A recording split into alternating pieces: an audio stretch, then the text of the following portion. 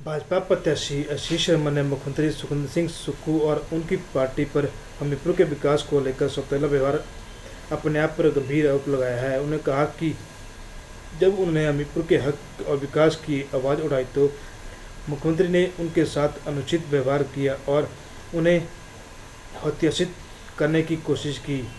आशीष शर्मा ने कहा कि मैंने हमीरपुर के विकास के मुद्दे को मजबूती से उठाया है, लेकिन मुख्यमंत्री और उनकी टीम ने हमीरपुर के विकास के लिए मेरी मांगें न केवल नज़रअंदाज किया गया बल्कि मुझे भी हत्याशित किया गया है। यह सौतेला व्यवहार प्रदेश की जनता के सामने स्पष्ट हो चुका है। उन्होंने कहा कि हमीरपुर का बेटा होने के नाते मैंने हमीरपुर की जनता की सेवा करने का संकल्प लिया है। मेरा उद्देश्य हमीरपुर के विकास की गति देना है, उसकी जनता की भलाई के लिए काम कर रहा हूँ। सत्ता में मदद में अंधे हो चुके हैं। मुख्यमंत्री और उनकी टीम ने मेरे साथ जो अनुचित व्यवहार किया है उसकी साक्षी पूरा हमीरपुर है। आशीष शर्मा ने जनता को आश्वासन दिया है कि वह हमीरपुर के विकास के लिए किसी भी हद तक जाने को तैयार हैं। वह सत्ता की नहीं, राजनीति से ऊपर उठकर क्षेत्र के विकास की प्रगति संबित करेंगे। उन्होंने कहा कि मेरे साथ किए गए अत्याचार की उनकी हमीरपुर के हर बच्चे के बड़े बड़े हैं।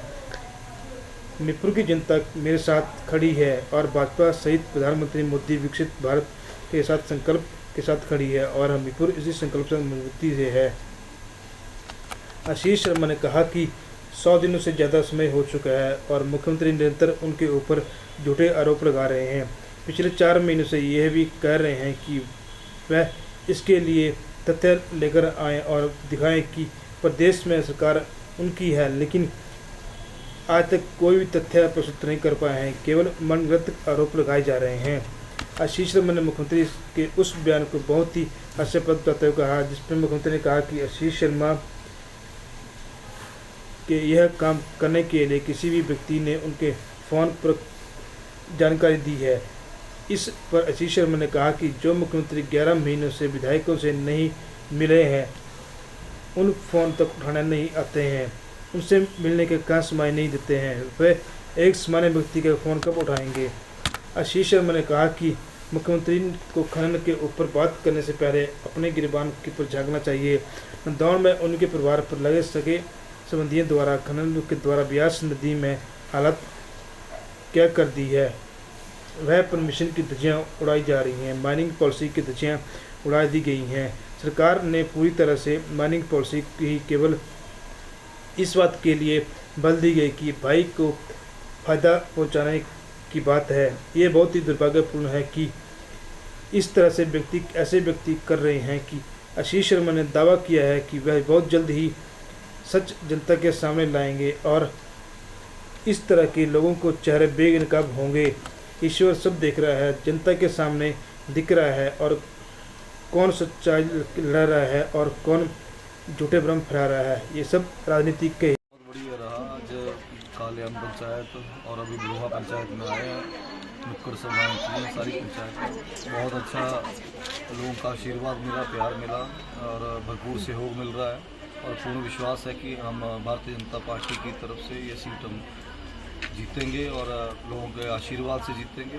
और मुझे जहाँ भी गया हूँ भरपूर लोगों ने आशीर्वाद और प्यार दिया है। मुख्यमंत्री जी को हमारे खिलाफ बयानबाजी करते हुए लगभग 100 दिन से ऊपर हो चुके हैं। झूठे आरोप वो लगा रहे हैं। जहाँ भी गए, जिस भी सभा में गए, आरोप लगाते हैं, फिर चले जाते हैं। आरोप में बोलते हैं कि मैं तथ्य लाऊंगा। आज 4 महीने होने को आ गए हैं। सरकार इनकी है, पुलिस प्रशासन इनका है, लेकिन इनसे वो तथ्य नहीं लाए जा रहे हैं।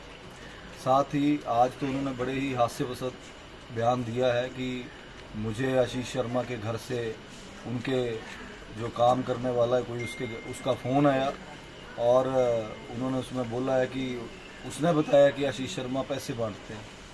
तो मैं समझता हूँ कि मुख्यमंत्री जी आशीष शर्मा से 11 महीने नहीं मिले, फ़ोन नहीं कभी उठाया, तो आपको लगता है कि वो किसी आम व्यक्ति का फ़ोन उठाएंगे? वो तो और यहाँ पे आके बोल रहे हैं कि खनन माफिया हैं, इन्होंने खड्डे खाली कर दी। मैं समझता हूँ कि उनको अपने गिरबान में झांक के देखना चाहिए और जो जिस तरह से नदौन में उनके घर के परिवार के सदस्यों के द्वारा, सगे संबंधियों के द्वारा पूरे के पूरे ब्यास नदी का जो हालात उन्होंने वहाँ पे कर दिए हैं खनन के साथ, परमिशंस की धज्जियाँ उड़ा दी गई, माइनिंग पॉलिसी की धज्जियाँ उड़ा दी गई, पूरी माइनिंग पॉलिसी सरकार ने बदल दी केवल और केवल एकमात्र अपने भाई को बेनिफिट्स देने के लिए, उनको संरक्षण देने के लिए। कैप्टिव यूज़ का क्रैशर वहाँ पे लगाया जिसके साथ लीज अटैच कर दी गई। मैं समझता हूँ कि ये तो बड़े दुर्भाग्य की बात है, किस तरह से ऐसे व्यक्ति आरोप लगा सकते हैं, और कोई बड़ी बात नहीं है, ये तो चलो ईश्वर है देखने वाला सब कुछ। लेकिन मुझे इतना पूर्ण विश्वास है कि आने वाले समय में इन सब के चेहरे जो हैं बड़ी जल्दी बेनकाब होंगे और लोगों के समक्ष ये सब चीज़ें सामने आएंगी कि कौन सत्य की लड़ाई लड़ रहा है और कौन जो है ये इस तरह का झूठ यहाँ पे आके बोल रहे हैं और लोगों को सिर्फ और सिर्फ भ्रम में रखने की राजनीति कर रहे हैं।